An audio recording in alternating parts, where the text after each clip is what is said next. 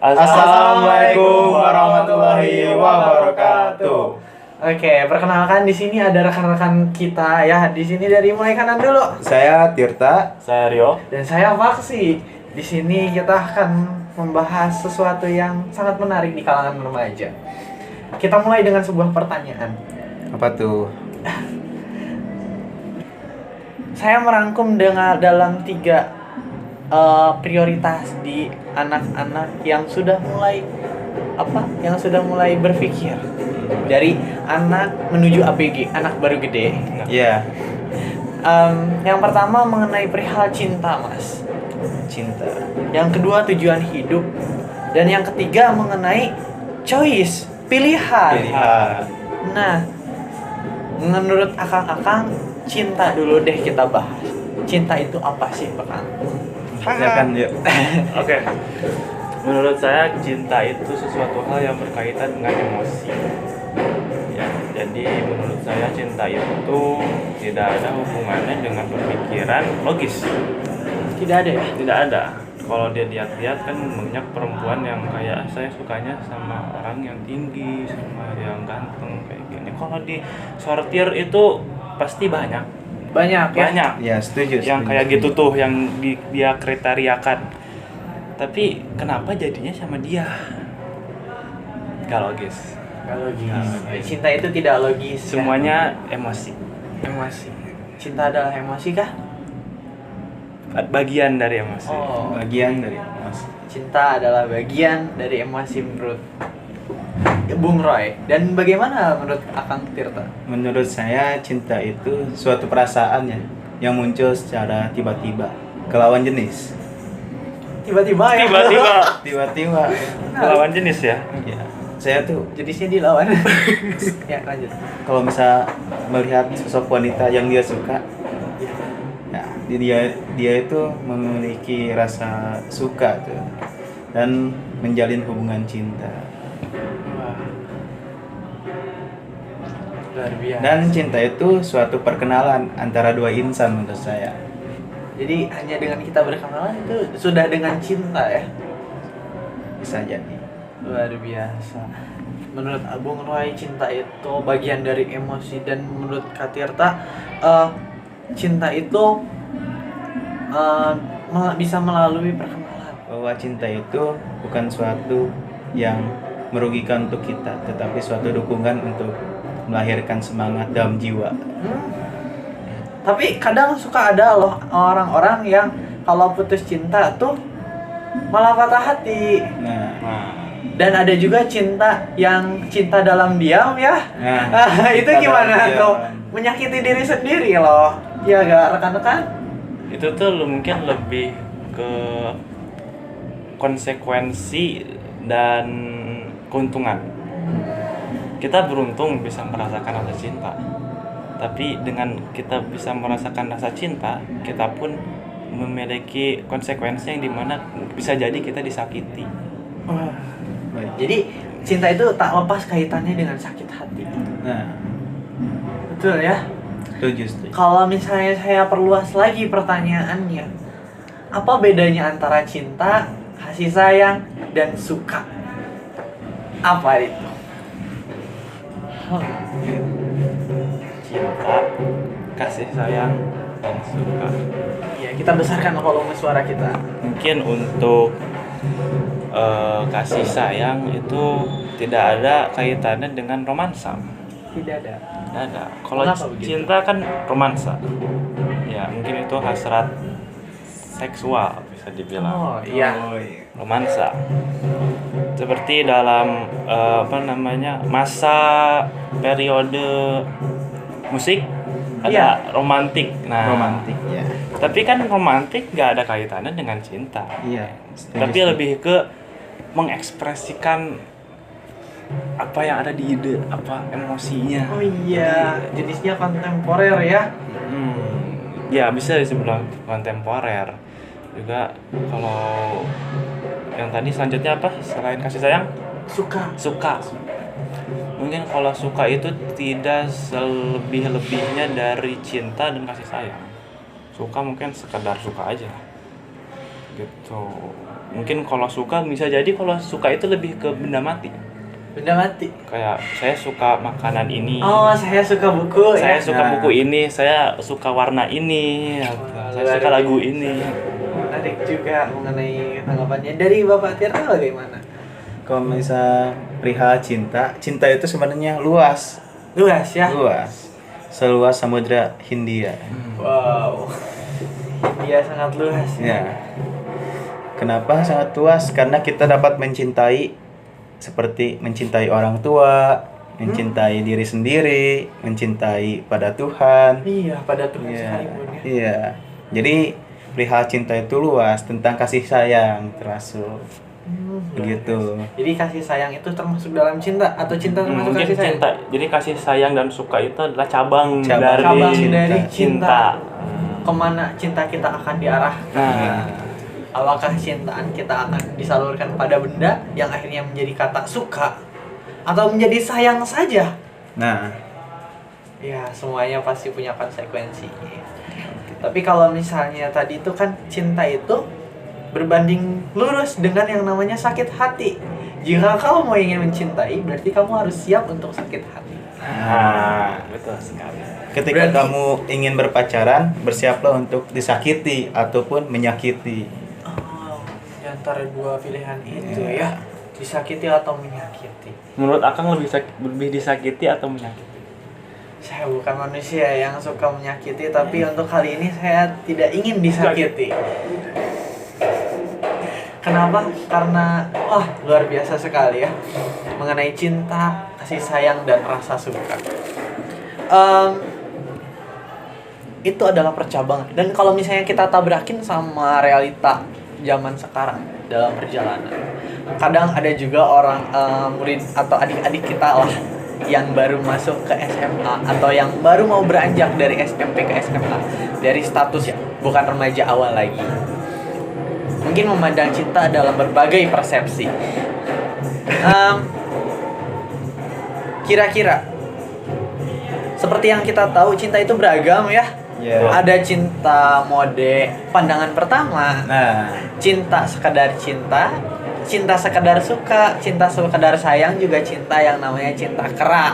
nah, Nah, dari sekian banyak itu, menurut kalian yang paling efektif di SMA kita nih apa sih? Kalau lihat dari manifest gitu, Cinta yang paling efektif untuk apa dulu? yang paling terasa, bukan efektif, maaf. Paling kerasa. Apa ya? Cinta ke sekolah kayaknya kurang kerasa ya. Wah, ngedit up.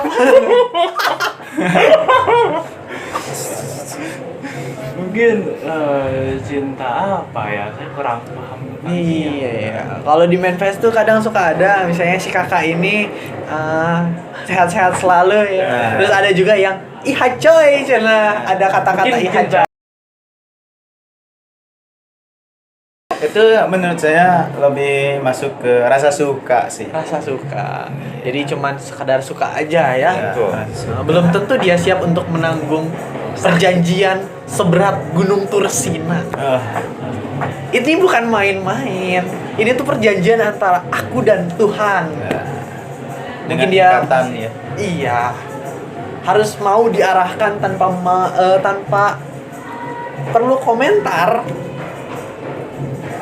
Ternyata belum berani, makanya dia hanya mengungkapkan lewat pesan rahasia. Ya. Untuk kamu yang suka kirim-kirim manifest, Jangan lupa kirim ke saya. kapan lagi kirim ke kita? Pokoknya selamat mencintai dalam diam. Lanjut. Ya.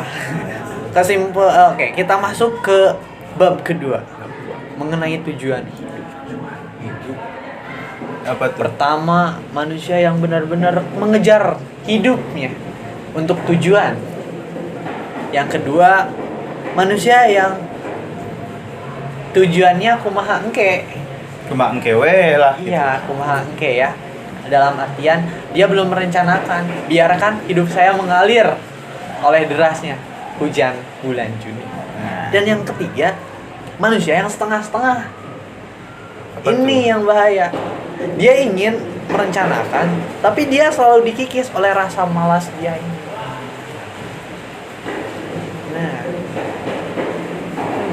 menurut akang bagaimana mengenai 3 orang tersebut, tipe manusia tersebut? Tujuan hidup itu biasanya terhalang tidak sih? Ya, Terhalang tidak tujuan hidup? terhalang. Banyak faktor-faktor penghambat tujuan hidup Nah, yang menghambat kita untuk mencapai tujuan itu. Banyak. Contohnya tadi rasa malas, Rasa malas. waktu. Iya, manajemen. waktu. Jadi tujuan hidup itu memang seharusnya tidak disetengah-setengahin. Kita Berbahaya. tuh harus berani. Kalau memang kita mau, seharusnya kita memang berani untuk mengambil langkah-langkah yang berbahaya. Oh, iya. Keluar dari zona nyaman Nah, ya. Keluar dari zona Keluar nyaman. dari zona nyaman. Kalau kamu ingin tenggelam dalam zona nyaman, tenggelamlah sedalam-dalamnya. Dan jika kamu ingin keluar dari zona nyaman, keluar sejauh-jauhnya. Jangan naik turun. Iya, kamu bukan pelampung ya. Iya. Kamu bukan lumba-lumba yang selalu. Iya. Tapi Setuju. kamu manusia yang sedang ngejar tujuan hidupnya. Mau dikemanakan? Jadi ingat lagu Kangen Band ya. Enggak ya? Mau dibawa kemana tujuan kita? Bukan tujuan, tapi Oh, iya. hubungan. Ayo lanjut. Seru nih. Ya udah. Jadi kalau dari abang gimana abang? Ya, jadi kesimpulannya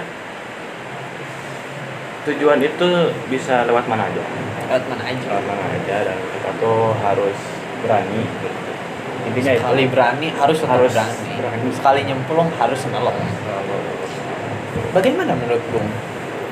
Menurut saya kan tadi kata Bang Rio ada penghambat ya.